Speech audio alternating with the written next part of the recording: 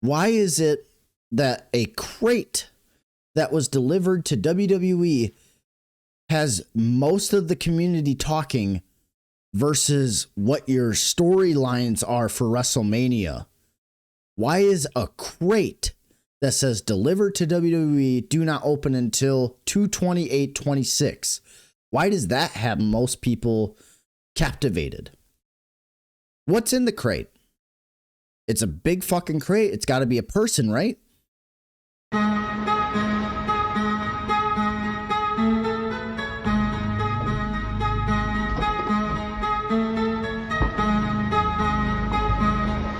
Summon the Spectre.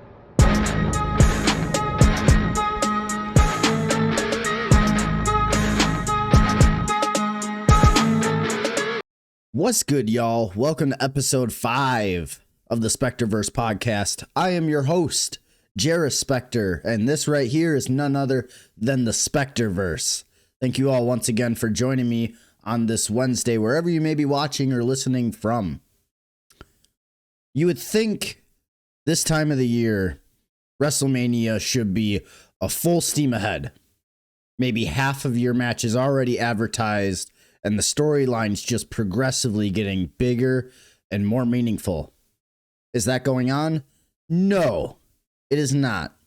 And you can thank Mr. Paul Triple H Levesque for that, because he wants to slowly make these storylines feel quote-unquote meaningful, and he wants it to be epic. But let me ask you this. Is there anything epic that is going on in WWE right this very second? And I'm talking epic. We're not talking about these, oh, this is a nice story, or oh, this is interesting. Is it epic like he says it is? The answer is no. And especially around WrestleMania season, they should be ashamed of themselves. We're going to touch on everything that happened in WWE this week. Meanwhile, on the other side of the field, Mr. Tony Khan decided to go to the land down under. And I will be completely honest, it was a very good show. There were a few matches that were questionable in taste. But overall, from start to finish, I feel like his Dynamite and his Grand Slam were a hit. So I can almost feel like the tides are turning and the fans are smart enough to realize what's going on. It's that WWE storylines are garbage right now. Outside of Roman Reigns versus CM Punk, there is not one singular match set for WrestleMania, and it is disgusting because Elimination Chamber is next week. And outside of these qualifiers, which I do appreciate the qualifiers, there aren't any legitimate stories, and we're not getting answers to anything, which is very, very difficult to keep your fan base invested in what's going on when everything is changing. So we are going to discuss all of that right here on episode 5 of the SpectreVerse Podcast. I want to thank you guys for joining me on this Wednesday. If you're new here, please feel free to follow me on all social media. It'll be at JariSpectre on Twitter, at JariSpectre on Instagram as well. Feel free to follow my wrestling page as well. That'll be Jaden Mercer on Facebook. I believe the @ for the username is JariSpectre as of now. And then also feel free to follow the SpectreVerse on Twitter and Facebook as well. Both of those pages are the SpectreVerse. And if you enjoy the content here, please feel free to hit that subscribe button, turn on the bell for notifications. If you guys are looking for the links to my social media, all of that will be in the description down below. We're going to start with a weekend recap. Before we even jump into anything wrestling related, let's just talk about what my weekend entailed. Honestly, it was a very, very quiet weekend. Nothing too overly crazy. I did go and see my girlfriend's 12-year-old brother play in a hockey tournament in the middle of the state of Wisconsin, which I'm not going to lie, I wasn't a huge hockey guy growing up. I think anybody from the state of Wisconsin, outside of a select few, we're not big hockey people. But hey, if you've ever gone and saw a hockey tournament or just a hockey game period, you're like, oh, this is fun. And then when you watch little kids do it, oh my God, it's entertaining and it's electric too, because it's like you got some of the kids that are standouts, which he is one of them. He's playing his tail off. He's busting his ass. I mean, he's going to be great. And then you got the kids who are just out there having fun. And you got the kids out there that you can tell they don't really want to be there. So you get this nice little mix of just chaos. And that's essentially all this tournament was. It was chaos. It was fun. It was really cool to go see her family at this tournament too. And then Sunday was very, very laid back. We really didn't do a whole lot. Just kind of enjoyed the peace and the quiet. I will say it was like 56 degrees here in Wisconsin, which was a nice change of pace. Like I went for a walk outside in a hoodie and shorts, and it was beautiful. Like that, I'm like that. This is the weather that I live for. But I believe now, it really won't even matter because it's going to go right back to being cold. Not really cold, but I mean, in my eyes, 32 degrees or lower is cold. So it's going to go a little down, but we're also supposed to get a chance of rain and snow within the next couple of days, which is just not ideal, honestly. But that's really all my weekend recap was. So without further ado, let's dive in to wrestling. We're going to start with AEW Dynamite, and then we'll transition to Friday Night SmackDown. We're just going to go in the list of the days of the week. So Wednesday Dynamite, talk about SmackDown after that. We'll touch on Grand Slam and what happened in Australia, and then we'll polish it off with Monday Night Raw, which happened as of this recording last night, what you guys will be seeing on Monday. So AEW Dynamite, like I said in the open, I feel like Tony Khan is putting together a nice string of shows as of late. He has some sort of direction now for the main eventers and the title picture, which is greatly appreciated. There are still plenty of question marks, which we will talk about. But overall, from start to finish, I feel like the past, I would say 2 weeks, he's hit, I wouldn't say home runs, but he's hit, a nice deep ball, and you at least get on third or second at the very, very least. So, AEW Dynamite. The show starts with Mr. Tony Schiavone in the ring, and he invites Swerve Strickland and Kenny Omega down to hash out these, I guess, their tension that they're dealing with. Swerve will be the first one to talk. He says 5 years ago, Kenny was on top of the world and he was the world champ. And he said that he was considered the god of pro wrestling. In 2022, Swerve Strickland arrives in AEW and becomes world champion, and then asks the question, where's Omega? Where's Kenny? And the answer was that he was either lying in a hospital bed or he was being suspended. And then during his absence, the congregation, aka the AEW sickos, were starting to say whose house, and then the crowd then goes Swerve's house. Now Kenny waltzes back into the title picture using his EVP power and says that he doesn't really care if he's a god or not. Swerve will be the one to put Kenny down. Kenny then rebuttals him and says that the people call him the god of wrestling, not Kenny. And he says that it is his responsibility he owes to the people to give them the best match every single night. And that it may be his house, but the lights are on, but at the same time, nobody's home. And then he asks if he needs somebody to burn down said house. He knows a guy, calling to Hangman Adam Page for when he was feuding with Swerve and burnt down his childhood home. And he says that he is championship material even after everything he's been through. And he earned it by getting wins. And he blames Swerve Strickland for losing last week and then asks Swerve one question.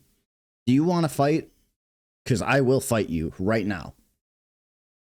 And then Swerve rebutted him by saying that his generation is already ahead of him and says that he is the scariest man on this roster.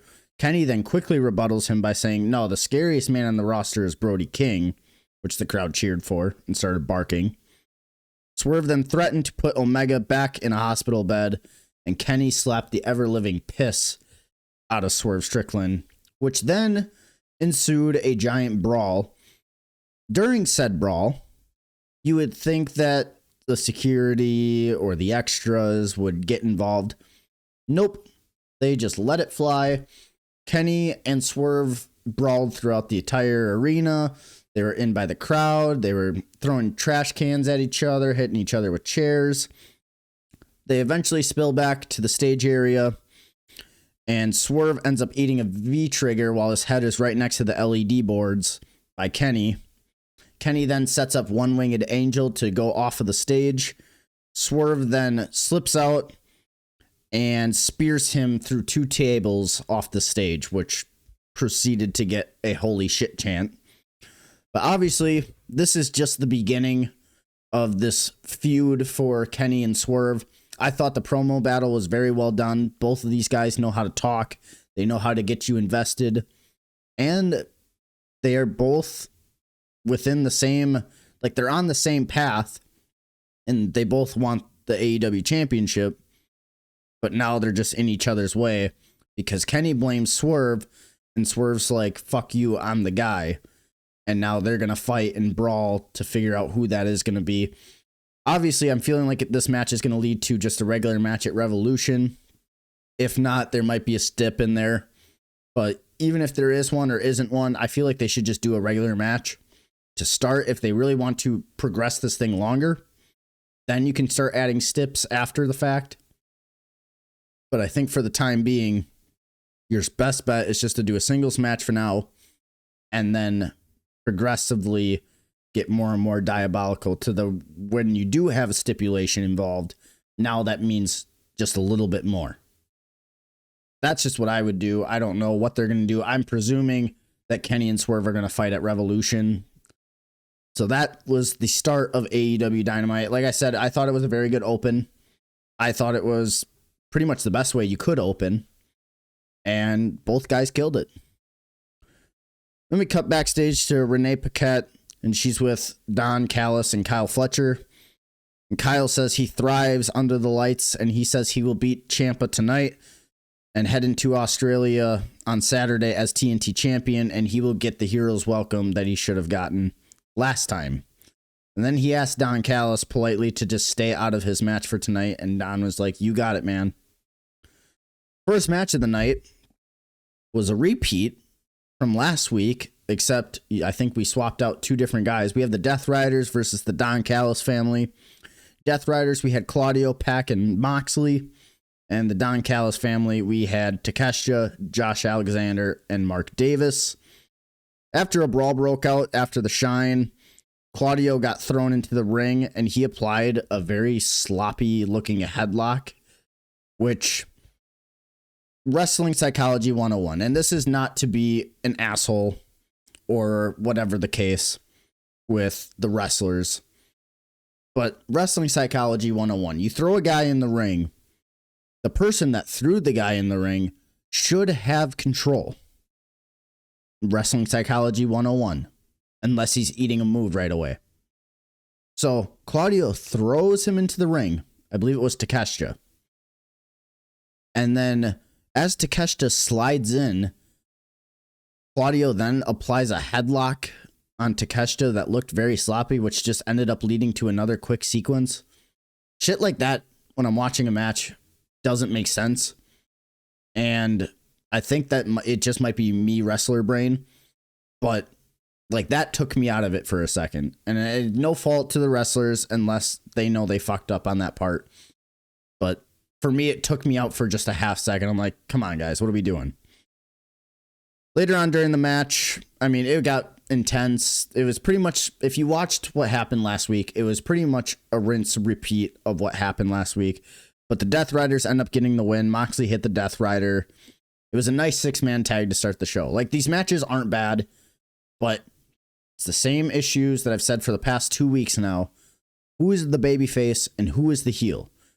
Are we supposed to be cheering the Death Riders or are we supposed to be cheering the Don Callis family? Because it sounds like, if you use your fucking ears, it sounds like they're cheering for the Don Callis family and booing the Death Riders. But from how it seems, you would think it should be ass backwards, where we boo Don Callis' family and cheer Death Riders, but they're not getting that reaction. So nobody knows who to fucking cheer and who to fucking boo. So that's something they need to figure out, and figure out fast. Next match, I thought was match of the night. TNT title match. We had Tommaso Ciampa against Kyle Fletcher. These guys had very, very great chemistry. Everything was smooth. Everything felt crisp. I think there was only one time where Ciampa threw a kick and it was off by like this much. Other than that, everything was smooth. Everything looked good. And these guys just work very, very well together. We got a holy shit moment. Tommaso Ciampa hit I think it's the Psycho Driver, or I forget what he calls it now. It's the air raid crash. He hit that onto Fletcher on top of the steel steps. That got a huge holy shit chant. Like I said, the match was very good. I would highly recommend, if you guys did not watch that match, go and watch that match. Towards the end, it was electric. I will say, though, there were way, way, way too many near falls for just a standard TNT title match. I mean, we were biting on every single one of them, but in the art of pro wrestling and being able to tell a story, not everybody can have the superhero powers. I understand, like, people will use the excuse, but it's the will and the drive of these competitors. I understand that. But you are burying each other's moveset the more you keep repeating moves. Like, if you see one nice V-trigger from Kenny, that should be it, realistically. And, like, if this was real life. But if I see Tommaso Ciampa hit 3 or 4 of the same knees, how good is Tommaso Ciampa's knee if that's how he won the TNT title in the first place? You know what I mean? The shit, just like little things like that when I'm watching a match, it doesn't make sense. But Kyle Fletcher ended up winning the TNT title back, and he did it by hitting a numerous amount of corner NZs and then right into a brainbuster for the win, which then begs the question. I understand why they put the title back on Fletcher in the first place. He's going into a match in his hometown, and they want him to be champion going in. However, you guys just signed Tommaso Ciampa. He, in his first match on Collision, wins the TNT title. Why are we having him lose in his, this would be his third title match? Second, maybe? Why are we having him lose so quick? You would think when you bring in a guy that you seem to be valuable, you would want to keep him looking strong for X amount of time, not having him lose in his third match. I understand why they did it, but then now what does this mean for Tommaso Ciampa? What if he's not going up to the main event level? Then why the fuck did we have him lose? Why did you have him win the TNT title? There are so many more questions now versus answers. And after the match, after Kyle won, who comes out? Mark Briscoe. And he then cuts a promo saying that he has 3 wins against Kyle Fletcher. Kyle Fletcher has 3 wins against Mark. They should do a game 7 in Australia. And Kyle Fletcher then said, all right, under one condition, it'll be a ladder match. And then the match was set for Grand Slam. We'll have Mark Briscoe against Kyle Fletcher, which we will cover here after we get through SmackDown and we start Grand Slam. I'll cover that match. But, like I said, where is Ciampa during all this? Why couldn't Ciampa also be in the ladder match to make it a triple threat ladder match? For me, it just doesn't make sense from the wrestler standpoint. I can't imagine being signed by a company, winning their title within my first match, and then losing it 2 shows later. Like that would, for me, that would sit rough with me, and I wouldn't like that unless they told me prior that, hey, we're going to have you lose for this reason, but now we want you to go here. That would be the only exception to the rule. But overall, like I said, this was match of the night. I highly recommend you guys go and watch it. Next match we had was Daniel Garcia and Clark Connors versus Orange Cassidy and Roderick Strong. Now, this might be out of my wheelhouse because I'm still like catching back up with what I missed from AEW over the past, I'd say I haven't watched it ever since I started the show. I have not watched AEW in like a year. I've been keeping track of it, but I haven't actually watched. So I don't know the story between Roderick Strong and Orange Cassidy that much. But from the sounds of it, there was some tension there. But then at the same time, you have Daniel Garcia of the Death Riders teaming up with Clark Connors. I am unfamiliar with Clark Connors and his game. I mean, when he came out, he seemed like a half big deal, but the crowd didn't react like it. So I don't know who, other than, okay, he's a Japan guy. I have no idea who he is. I have no idea what he's about. So I was already kind of just like, okay, who the fuck is this? Like, I don't really know who this is, whatever. And it's like Orange Cassidy, he's got his match at Grand Slam, so this is just like a whatever match for him. But like I said, the match itself was fine. The story they were telling in the match was that Roderick Strong definitely has beef with Orange Cassidy, and he had no interest in wanting to team with him. Right as the hot tag was about to happen, Roderick Strong ended up just walking out of the match, downright period. So now it's 2-on-1, and Darby ends up pulling Clark Connors into the crowd as they're beating up Orange Cassidy on the outside. Where the referee was looking, I have no idea, because from what I was watching, they were running heat for a good amount of time, and they were both on the outside. So the referee's eyes should have been locked in on the outside, trying to get him back in the ring. But if you're watching outside and you see Darby Allin like right here, you would think, hey, that's a disqualification.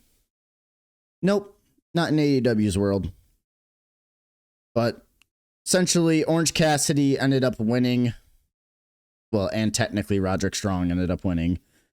And he won by giving Daniel Garcia a roll-up as he was going for his finish. And then post-match, Toni Storm appeared in the nosebleeds and called out Marina Shafir. And she said that Marina Shafir by Saturday will be a bald bitch. And Wheeler Yuta ended up cutting her off and yelling, enough, enough, enough. And then Marina dragged out Tony's friend Mira Shirakawa, and he ended up cutting some of her hair with the scissors. Now, to be fair, during this part of the segment, I was just like, I don't know who Mira Shirakawa is, and I don't know the relation between Toni Storm. I don't know any of this stuff. If it's been presented on television, different story. I'm just catching up. That's my excuse. If not, who the fuck is that and why should I care? I know you're trying to sell a hair versus hair match for Saturday, but I have no idea what the fuck is going on right now. So it was fine, I guess. Nothing crazy. After commercial break, we had an Andrade promo backstage. He claims that he will beat Hangman Page and he will move on to the World Championship. Hangman follows up with a backstage promo of his own and pretty much just speaks to Andrade in Spanish. I had no idea what he said. Essentially just hyping up the match for Saturday at Grand Slam. Then it cut to a jet speed promo backstage and said, although they and Hangman are the trio's champions, they want all the gold. So it sounds like everybody's, as far as the Jet Speed, Jet Set Rodeo, whatever the trio between Hangman and Jet Speed are. Sounds like they're all going to kind of go off on their separate ways. They're going to be trios champions, but they all want more gold. But at the same time, you would think that your trios champions and the championship should be your number one priority. I guess it's just a lack of trios champions or trios competitors that you have at the moment. But to me, I don't like that. I understand when worse comes to worse, that's always an option. But if you have a title, that should be your number one priority, not trying to get more. Because then that's going to belittle the other titles that you have in the process. I mean, look what happened with Mercedes Moné. Like, none of her titles that she held felt important. The only one that actually did it and made it feel important was Kenny years ago when he was the belt collector. Next match we had was the Young Bucks versus the Rascals versus a returning Private Party. And this was a number one contenders match for the tag titles. The last time we saw Private Party was well over a year ago. It was January 2025. And I will be honest, I mean, that you could see a little bit of the rust in there, the way they moved, but overall they look great.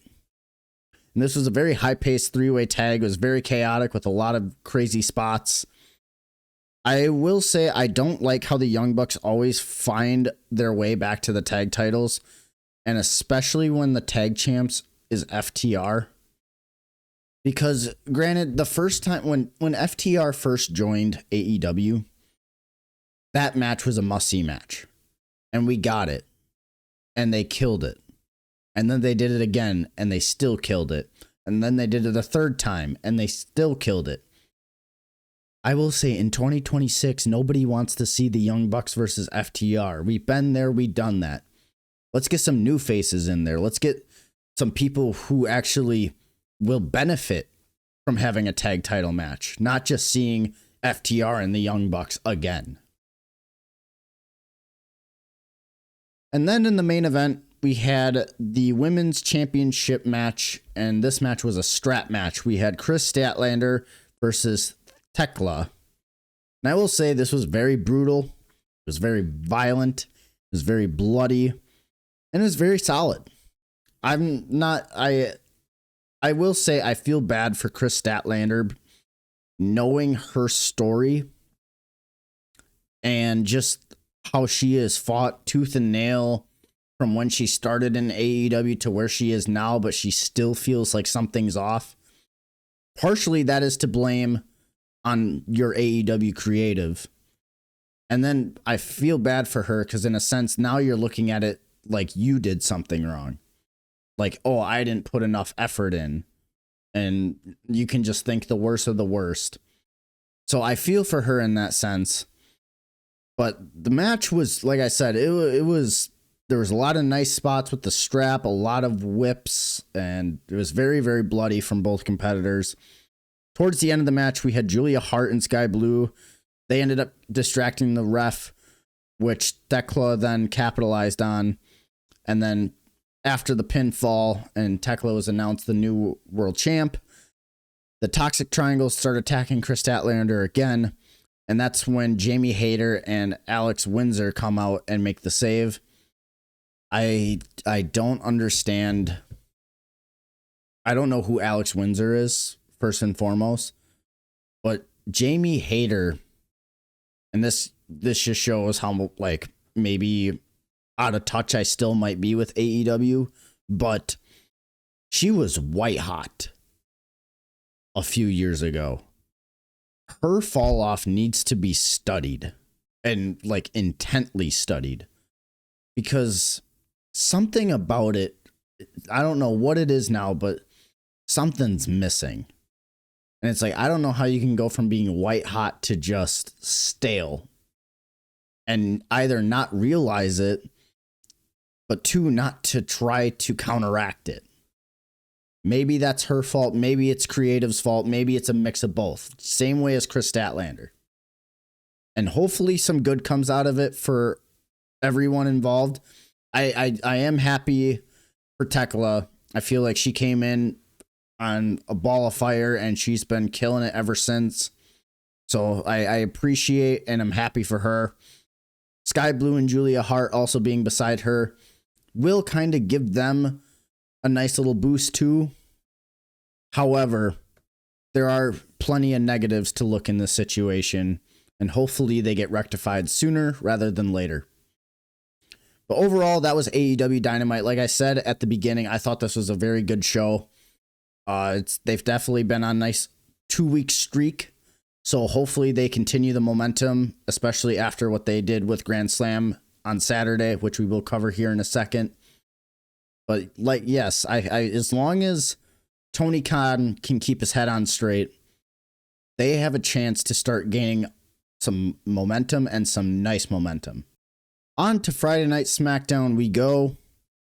The show started off with Tiffany Stratton, and she came out to the ring and talked about how she wanted to be in the chamber to begin with, just without even qualifying, rightfully so. Everybody wants a shot at the championship, especially on a stage like WrestleMania. And then she was interrupted by Nia Jax and Lash Legend, and they were just talking trash to her. They threatened to beat her up, and then Rhea and Io ended up interrupting them, and all three ladies talked about how they will be the ones walking out of the chamber victorious and heading into WrestleMania. This whole promo to start the show felt so forced and so scripted. None of it seemed legit at all. And really, it honestly took me out of it because I'm sitting here just like, can Tiffany cut a legit promo? Like, she's great on the mic, but nothing about what she said felt genuine. It didn't feel legit. And then when Nia Jax is the pure definition of just stereotypical yes woman when it comes to promos. Like, she literally is just like, okay, I was in the backstage for 2 hours memorizing the script. It was fucking just not a good way to start the show. But the show ended up, because all the women were interrupting each other. It started with the women's tag title match. We had Io and Rhea versus Nia Jax and Lash Legend. Some of the notes I took from this was Nia Jax is horrible in the ring. We're talking bad. Like, granted, the amount of times that she's actually had good matches, they were only with a select few people, but overall, she is not a good wrestler. And also, she fails at selling. When Io and Rhea were doing their shine on her, it looked like she was just out of fucking sorts and she couldn't sell to save her life. It looked like she was struggling. And that's just before even any single move was done. Like, she's sitting there bobbling, like she's got shitty fucking footwork, like her feet are stuck in the mud.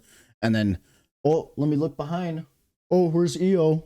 Oh, where's Io? Oh, now you're going to hit me with a drop kick? Like, you look like shit. And you're making your opponents look like shit in the process. The crowd chanted, "This is awesome," after a nice falsie, which isn't true. I feel like that crowd was just sit on, just clap it up, clap it up. This is great. I will say though, Rhea in this match brought out some of her lucha. Like, she was hitting some Hurricane Ranas and some nice little spinneroos and head scissors. Like, it looked great. Like, I'm glad that she was at least experimenting with her moveset. But I digress. Charles Robinson, the referee, called for the bell after Lash Legend pounded Io's head off the announce table numerous times. And I will gladly say this was such a fucking terrible ending and a terrible match. And everything about this just wasn't good. And the ending just made it that much more worse. Because if I'm just smashing someone's head, and it was only like 4 times too. Like, that's just part of a heel being a heel. To call for the bell? Like, come on. Like, what the fuck was that? And it ended up leading to a post-match brawl. The heels were up. Lash Legend went and grabbed just a regular table. Rhea and Io then get back up, and Io puts Nia through the table off the apron. The crowd then chants, "Holy shit." which was constantly getting bleeped because anytime they're on television, oh, we got to bleep the holy shit chants, which literally makes no fucking sense. I don't understand why they do it. This is a crowd being a crowd.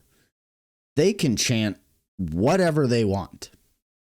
But if you're going to bleep shit out for your fucking agenda, then you're the problem, not them. After that match, we had Cody Rhodes backstage, and he said he's 2 wins away from Mania. Nothing was exciting about this backstage. Nothing was noteworthy. It was just plain and simple as that. Then we got an Aleister Black vignette and says Orton will eventually bring out the 2009 Orton. So it sounds like what he was trying to do in AEW, it seems like he's trying to redo it again here in WWE, like almost be like the Fiend in a sense, with trying to bring out the older versions of people, which is unique. It's different. Nobody in WWE right now is doing that. So I appreciate that. And I'm hoping that they eventually want to try and push Aleister Black, but I feel like he's kind of in that lull spot where people still don't care about him all that much. But hopefully, with the right booking and the right stories and the right direction, that can easily change. So I guess we'll have to wait and see. I feel like it won't change though, which sucks because he's a decent wrestler. He's a very, very good wrestler.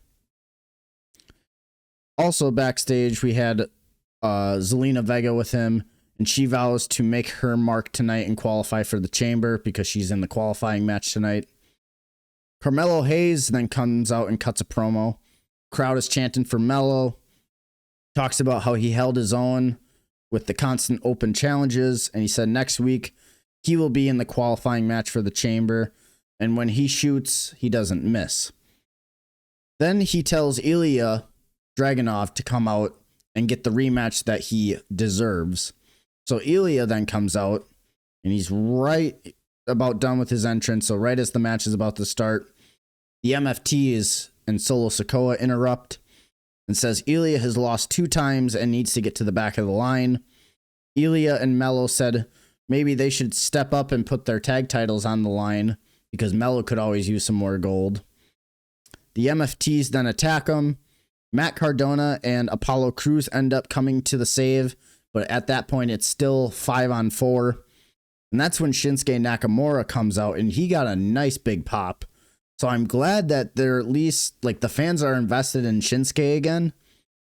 But I don't think WWE is in the mindset of caring about that, to be honest, which sucks and is very, very sad. And it's like, okay, you have another star that the crowd wants to see, and they're going to get just swaddled and pushed aside because, you know, it's WWE. It's not what we want. Same shit, different year. But that led to a big 10-on-10 tag match. The MFTs versus Cardona, Apollo Crews, Carmelo, Ilya, and Nakamura. This was your typical 10-man tag. If you've ever been in a 10-man tag before, you know how this shit goes. You keep the calling shit to not the bare minimum, but you get maybe a few spots here and there, and the rest is just call it in the ring, brother. The MFTs end up winning the match when Tama Tonga gets the blind tag and ends up hitting the cutthroat. After the match, the lights go out, and the Wyatt Six appear from the crowd, and they're just staring at the MFTs because Solo still has the lantern and the tag titles. Next match we had was a women's chamber qualifier. We had Alexa Bliss versus Julia versus Zelina. The match was meh. It was fine for what it was. It wasn't great. The crowd really did not care for any of it. And it seemed like the timing and the sequences were sloppy and very off by all 3 competitors. No surprise on the winner here, though. Alexa Bliss ends up being the one that advances in the chamber. I feel like the crowd doesn't care nearly enough about Julia or Zelina. I feel like they were starting to slowly lean towards Zelina towards the end of the match. But I feel like it's too early yet, and Alexa is your star. You got to put her in the chamber. No brainer there. Then we had Trick Williams come out. He cut a promo, called out Sami Zayn and Rey Fenix. And Rey Fenix then ends up interrupting him, which sets up Rey versus Trick. I will say this about Trick Williams. That guy has future megastar written all over him. He's got a great look. He's got great charisma. He could talk on the microphone. He's very solid in the ring. And I feel like that extra time in NXT has really helped him to become who he is now. Because by God, anytime his music hits, you have everybody in that crowd chanting, "Whoop that Trick." Now, will that eventually get a little old? Yeah. But the fact that people are that invested into somebody at that age and is still relatively new to the main roster, that's very, very promising, especially right now where WWE should really start trying to attack the future more and more. I don't know how it might pay off long term, but with the right guidance in the right direction and the right stories, it can be easy, simple. But it's WWE that we're talking about, so take it with a grain of salt. This led to Trick Williams versus Rey Fenix. This match was very, very good. I would say this was the best match of the night for SmackDown. Rey Fenix is a great seller. That was one of my taking away points from this match. Rey Fenix, he gave me Dolph Ziggler vibes when it comes to his selling. And Trick got a boatload of offense in, which is great to see. It's definitely, let's try to make Trick look as good as possible. But you almost got a feel for Rey Fenix in a sense, because ever since his debut, he has not touched potential like his brother Penta has. And even him too, it feels like he's been kind of, I wouldn't say right now hitting a lull, but for a little bit he was. And I know the fans at some point, after they both lose some steam, they're going to be hollering for the Lucha Brothers to team up. And I believe WWE is smart enough to have that in their back pocket. But back to the match. Like I said, this was a very, very good match. The crowd was very into it. A lot of this is awesome chants.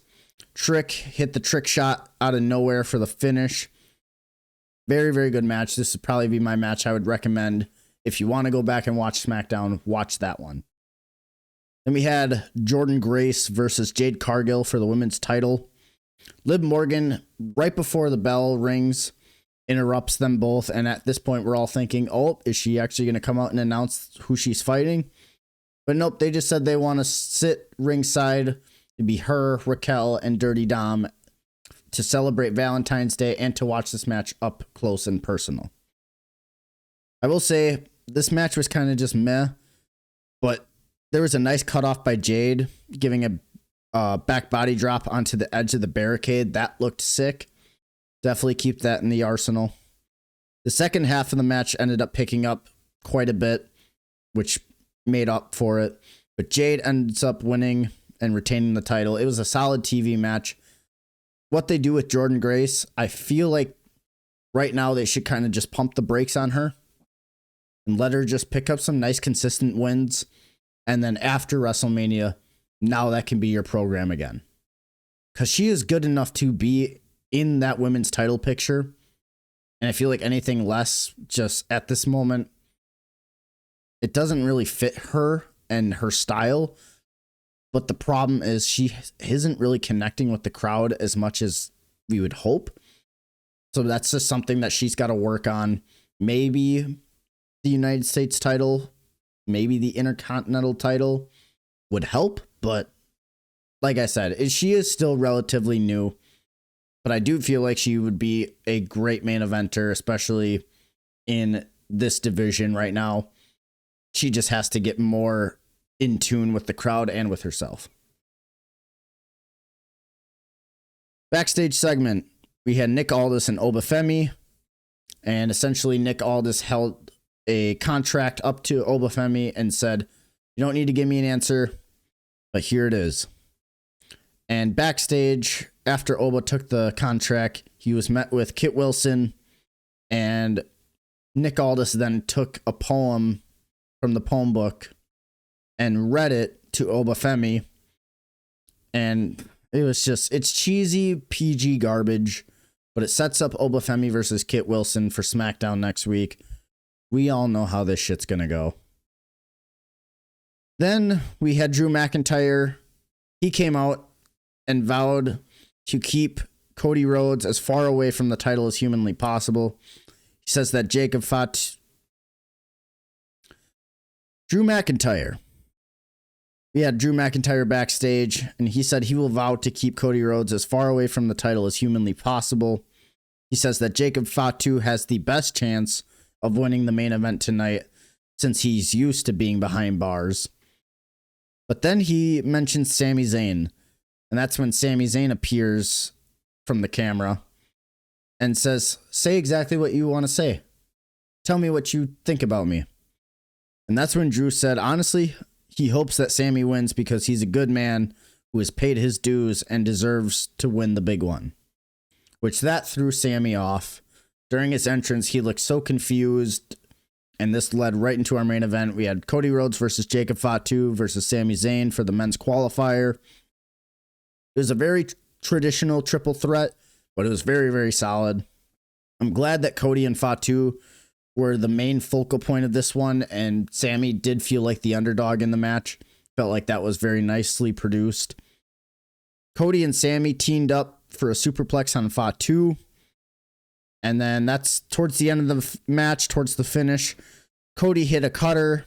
Fatu threw him out and ended up hitting a moonsault. Drew then interfered and hit the Claymore on Fatu as he was covering for the pin. He then powerbombs Fatu through a table and hits the Claymore on Cody. He tosses Sami Zayn from the ground on top of Cody Rhodes.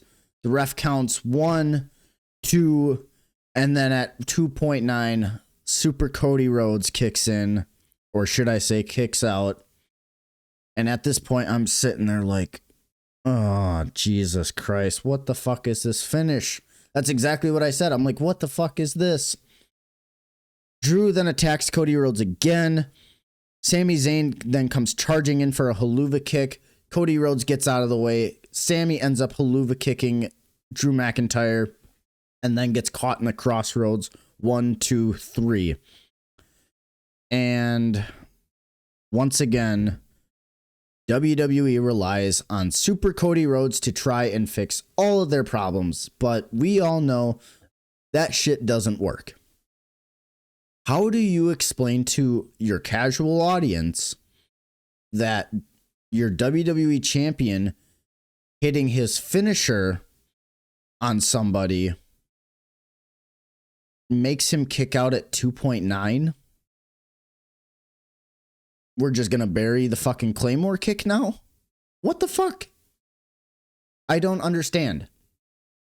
And then, so quickly after that, to then come to his senses, duck out of the way of the haluva kick, and then Cody Rhodes hits one crossroads on Sami Zayn, and then gets the 1, 2, 3 count.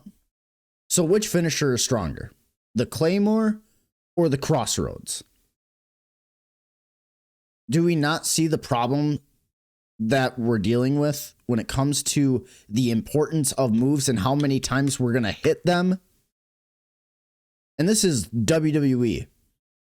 I guarantee you, anybody in that company watching the indies or watching anything else other than the WWE product, they will say, oh, that's an indie guy because he kicked out of this many finishes.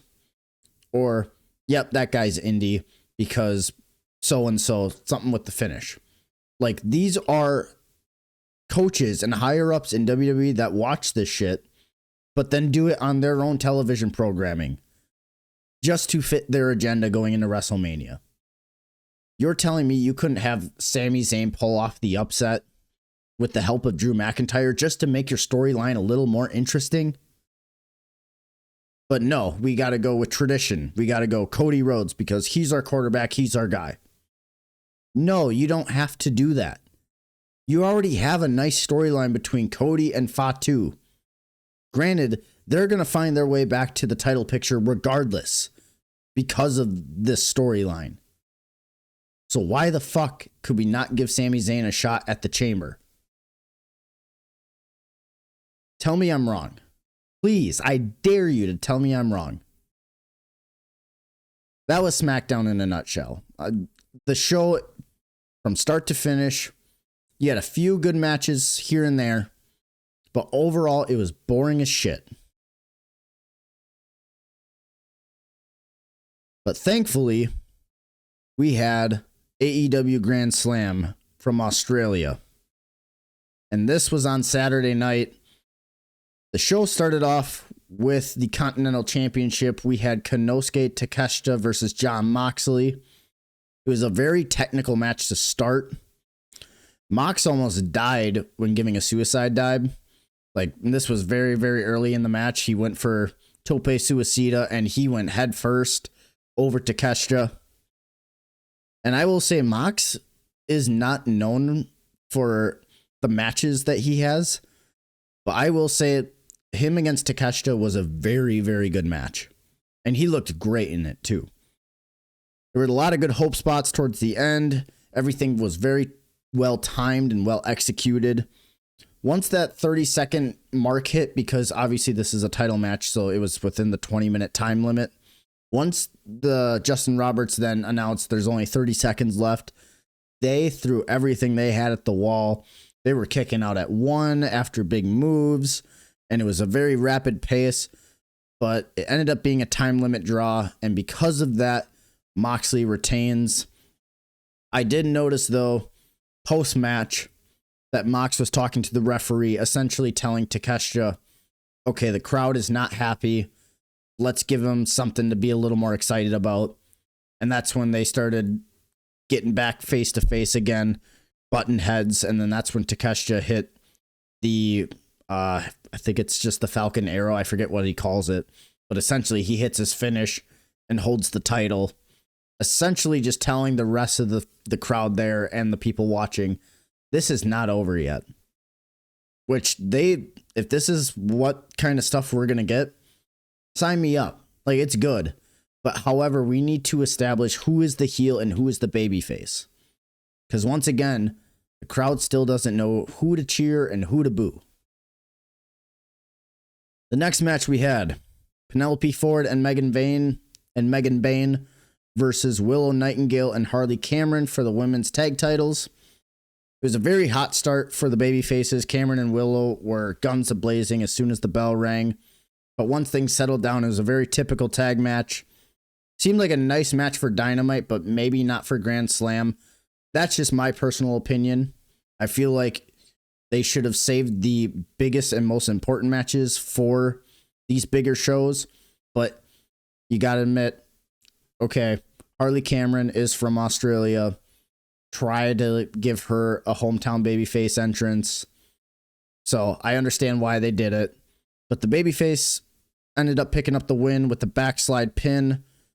And post-match, Lita Cross came out and attacked Nightingale and Cameron, and then joined sides with Megan Bayne and Penelope Ford. Obviously, this story isn't stopping quite yet. I can only imagine they're going to have a match at Revolution.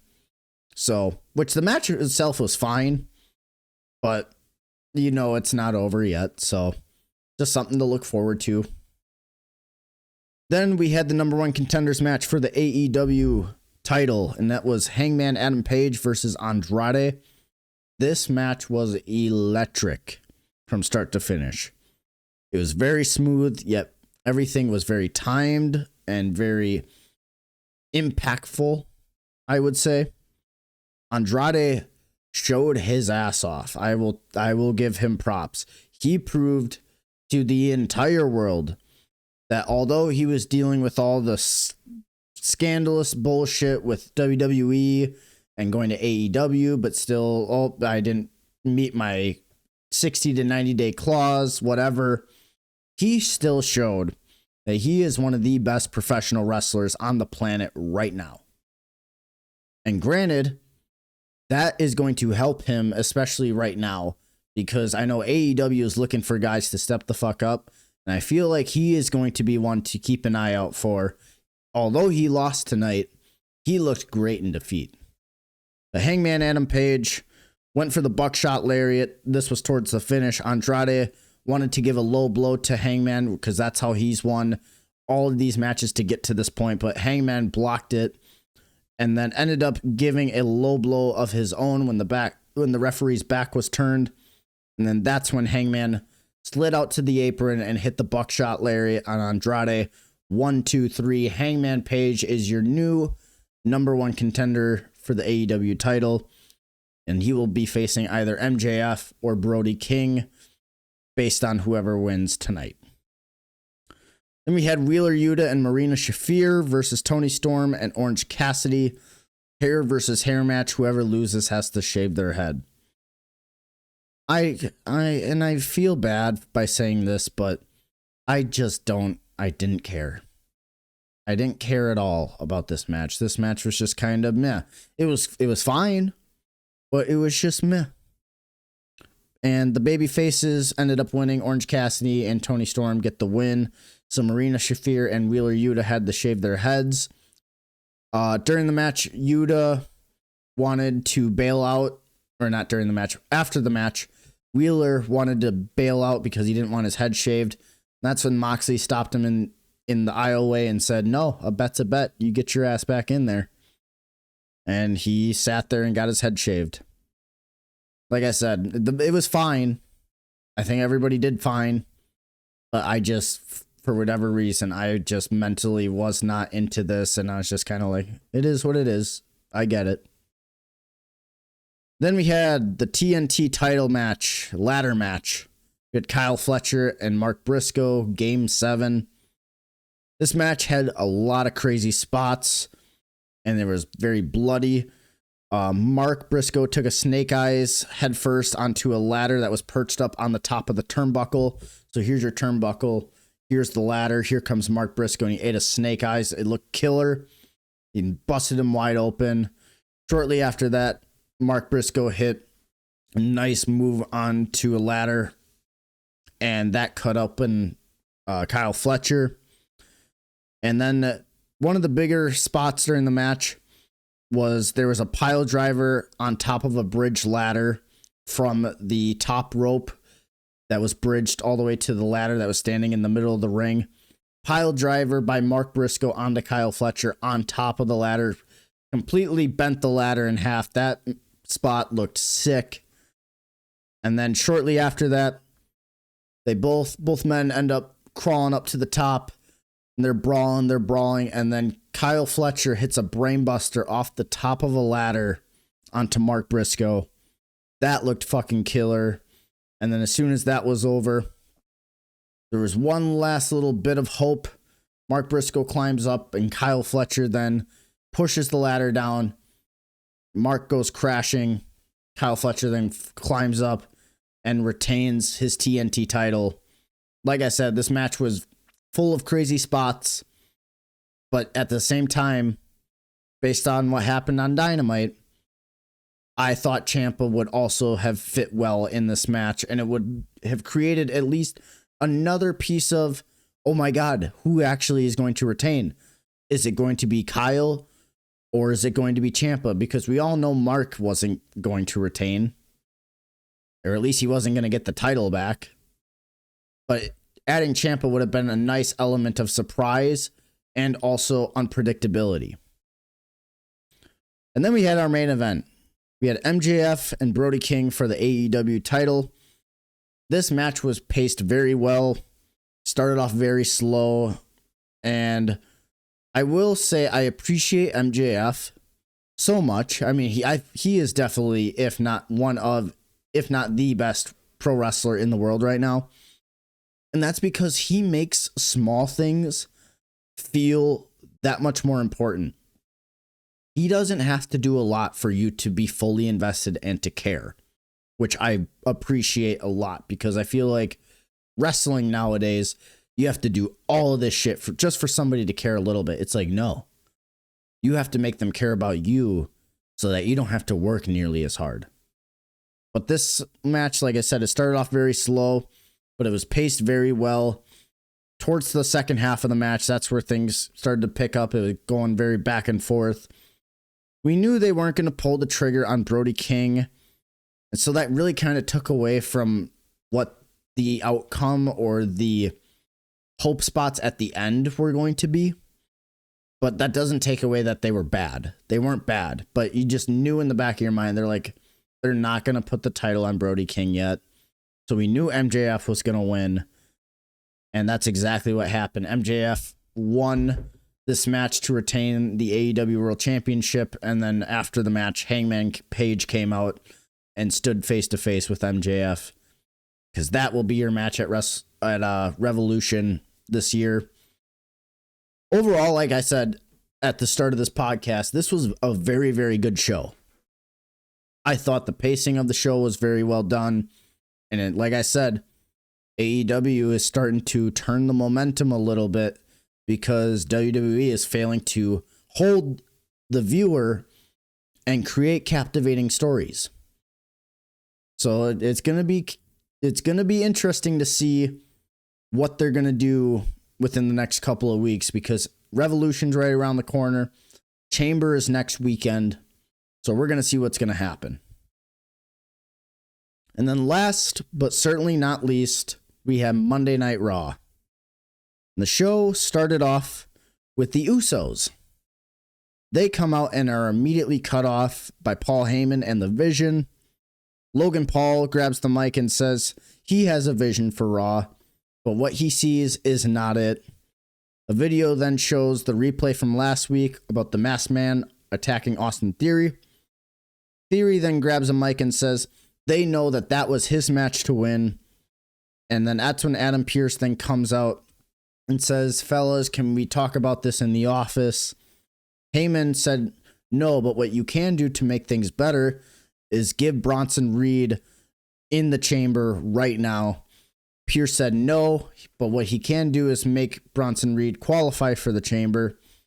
And that's when LA Knight comes out and he interrupts everybody and says he wants Reed in the chamber just so he can stick his head through the bars and kick him straight up the ass. He then says that there's two Usos in the crowd, and although they don't see eye to eye, there's three of them and there's three of us. Let's do a 6-man tag. Adam Pearce then asks Memphis, is that what you guys want to see? The crowd goes, yeah, that's crazy. Let's do it. So that's what happens. We get LA Knight and the Usos versus the Vision. This match, and I had to just double check my work. This match in some way, shape, or form, whether it's Braun Breaker, Bronson Reed, Austin Theory, Logan Paul, and Jey Uso, Jimmy Uso, LA Knight, and then whoever else you want to throw in there. This tag match has happened for 6 straight months. For 6 months, you're telling me you couldn't create any other storyline for the Vision, for LA Knight, for the Usos? Nothing. It's everybody has to constantly be at each other's throat. It is so frustrating to see the same shit every single week. And that's exactly what we got. It was a rinse and repeat from the past 6 months. And I will say the Vision don't do many things flashy and they get heat. But for me, and this is from a wrestler's eyes when he's watching the product, they don't come off as a major threat. Bronson Reed comes off as a major threat. But Logan and Theory really feel like just background players and role players. And especially with Braun Breaker being out with injury now, that hurts the Vision a lot. Because never once have I looked, and when I was watching Monday Night Raw, and I go, yeah, the Vision is legit. It's like, no, it's just another group.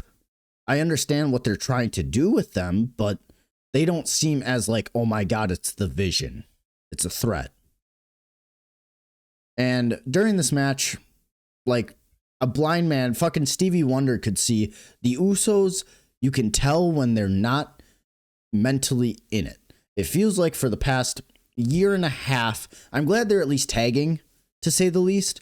But Jay and Jimmy Uso feel like they're just going through the motions. Like, their offense doesn't look great. Nothing that they're doing looks crisp. They're just there to be there, which sucks because they are definitely a first ballot Hall of Fame tag team. But I feel like this shtick that they're both on, Jay with the yeet and then Big Jim, that shit is just not it. And it's really starting to show, especially on television. But they ended up hitting a very, very sloppy 1D. And Bronson ended up breaking that up. Shit ended up spilling to the outside. And Bronson Reed ended up capitalizing on everything with a tope suicida of his own on to Jimmy and Jay. And then that's where he hits the tsunami for the win. So the Vision end up winning the match. Post-match, Logan steals Michael Cole's headset and is talking to the camera that is by the announce table. He's just like, see what we do? That's the Vision. That's what we do. And then out of the camera, here comes none other than the Masked Man. And he stomps Logan Paul's head onto the announce table and then runs off. At this point, Bronson and the rest of the Vision try to stop the Masked Man, but he gets away. And they're staring at each other. So as the Masked Man is now looking from the crowd and the Vision are just staring back at him, they're like, come on, you bitch. Come on, get down here. At this point, we all know it's Seth Rollins. So why have we not done a reveal yet? Everybody knows it's Seth Rollins. We don't need to hide it anymore. I feel like they're dragging the story on way too long. Let's fucking get the reveal done. If they don't reveal it on Saturday, that might be a problem. You got 2 weeks to fucking tell me who this Masked Man is. Otherwise, this shit is going to mean nothing. Next, we had Adam Pearce and an extra who was backstage. And there was a crate that was delivered that says, delivered to WWE, do not open until 2/28/26. Which is the same date as the Elimination Chamber. So what's in the crate? Why is it that a crate that was delivered to WWE has most of the community talking versus what your storylines are for WrestleMania? Why is a crate that says delivered to WWE, do not open until 2/28/26? Why does that have most people captivated? What's in the crate? It's a big fucking crate. It's got to be a person, right? Is it Jericho? That doesn't make a whole lot of sense. I can see why some of the community says, oh, it is Jericho. Is it Danhausen? Is it WWE and their creativity? I know it was on back order. Clearly. What is it? Is it, oh my God, WrestleMania season finally got delivered? Why is a crate have the most people talking and asking the most questions versus what you're producing and creating in WWE for WrestleMania season? What the fuck are we doing? Anyways, next match we had was Asuka versus Bayley versus Natty for the Women's Elimination Chamber qualifier.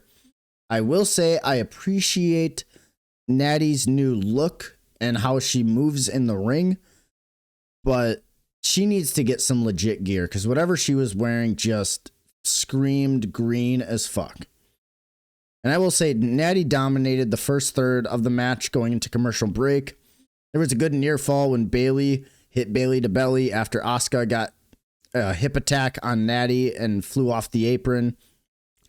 Bayley ends up going for Rose Plant, turns south, almost gets dropped on her head, and gets locked in the Asuka lock and taps out. So Asuka is the one that is going on to the Elimination Chamber, not Bayley.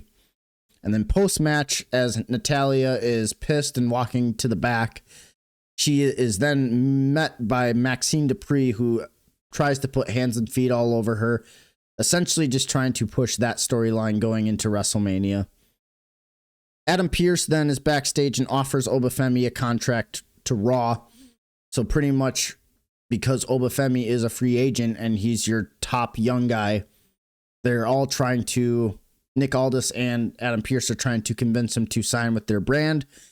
I appreciate that as far as like a sports theme goes. And Obafemi then says, I will definitely have to think about this and I'll have to look at these two contracts and I will for sure give my answer. And as he's about to walk away, he is met by Rusev, who stares at him for a good 10 seconds. So I appreciate, although Oba has not given his for sure answer on who and which brand he wants to sign with, he's got a match with Kit Wilson on SmackDown and he's got a match with Rusev for Raw. It's not announced yet, but definitely is a match that people want to see. But timeout. This is fucking WrestleMania season. You had one shot with Obafemi and Brock Lesnar in the Rumble. They announced Brock Lesnar is going to be on Raw this next Monday. If Obafemi is not involved with this Brock Lesnar segment, then surely we are doing something wrong with Obafemi. And if not that, then by God, people are going to be looking at Triple H and calling for his fucking head, because a lot of these creative decisions as of late have not been up to par. And obviously that falls on one person and one person only, and that's got to be him. Liv Morgan was backstage with Michael Cole, and Cole asks, who is she going to pick for WrestleMania? Liv says she's not going to say that quite yet because she enjoys everybody scrambling and she wants to drag this out. She didn't work this hard just to give an answer right away. Stephanie Vakir then interrupts her and speaks to her in Spanish. And like I said, I don't know a lick of Spanish or what she said. I believe WWE posted what the translation was online, but it was enough to make Liv Morgan cry. And after that, I mean, she was in sorts for the rest of the show, just crying and depressed. So clearly Stephanie said something to her very, very personal. But what did she say? Why wasn't that then translated in real time to your audience? That was a huge fucking miss on WWE's part. If that was, and Stephanie did a great job with the promo. I just wish I knew what she said. And I also wish that they would have shown us what she said right away. And if it was something as fucked up and vile to make Liv Morgan, your heel, cry from your baby face, what does that make Stephanie Vakir? Does that make her a baby face or a heel?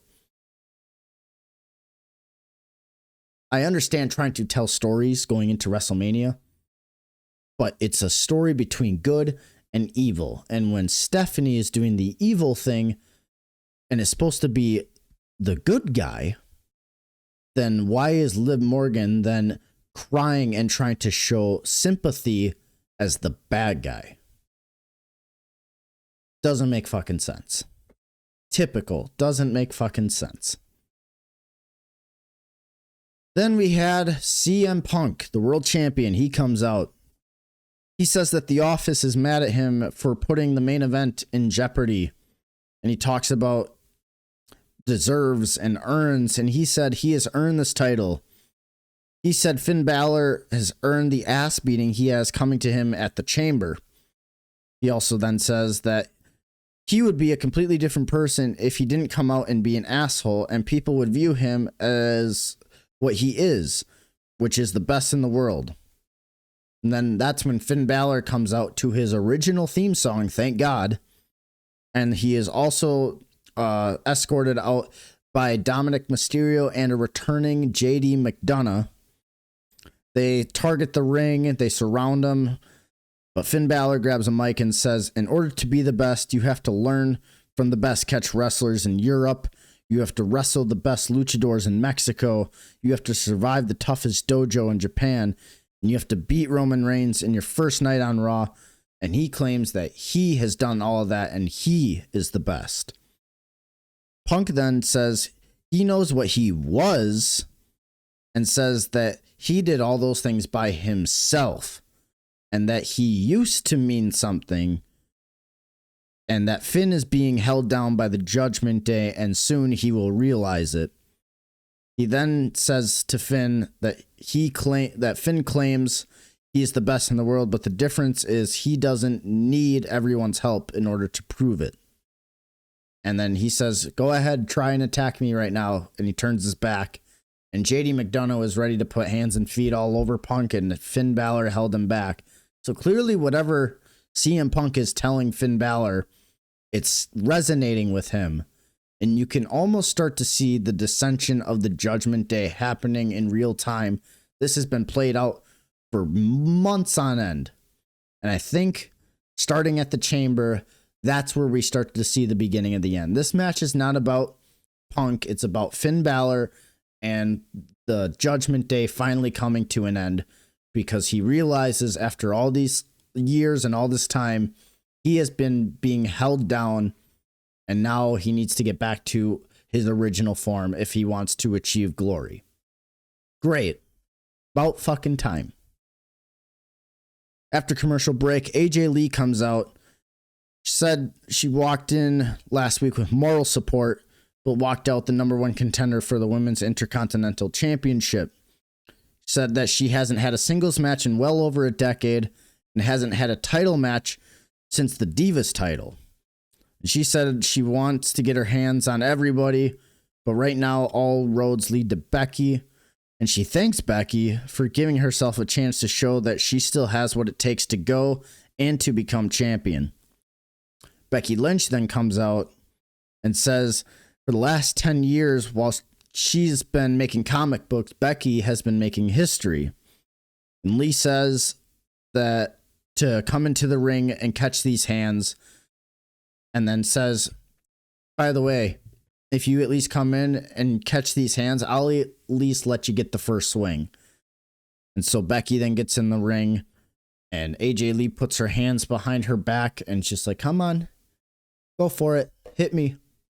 And Becky is all scrambled and she's just like, that's exactly what you want me to do. And that's not going to happen.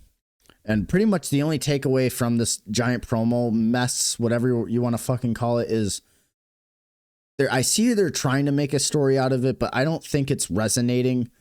I feel like AJ Lee and Becky, they're not on the same page with the story they're trying to tell each other. And all is that at least is being portrayed is that AJ Lee is in Becky Lynch's head. And the problem both of these people have is that there's really not any they're trying to be intense, but the purpose of the intensity I feel like is missing the mark. And there's just not enough substance and not enough real story being told. That's why they seem all out of sorts. Then we had the Vision outside of Adam Pearce's office and says it's his fault for the Masked Man showing up again. And Bronson Reed says that when he finally gets his hands on the Masked Man, all of their problems will be solved. Essentially teasing that hopefully sooner than later we get a reveal on who this Masked Man actually is. And then finally, in our main event, we had a triple threat men's qualifier for the Elimination Chamber. We had Javon Evans, we had Gunther, and we had Dominic Mysterio. And I will say, this match was a very nice triple threat match, and I'm glad they went with the decision that they did. Javon Evans showed in this match that WWE wants to capitalize on him now because he can do all the very cool, fun, energetic moves, and he genuinely feels like an underdog. Like, think of Kofi Kingston from back in the day, but on an even grander scale. Like, Javon Evans screams underdog, and the fans are really behind him right now, which is great.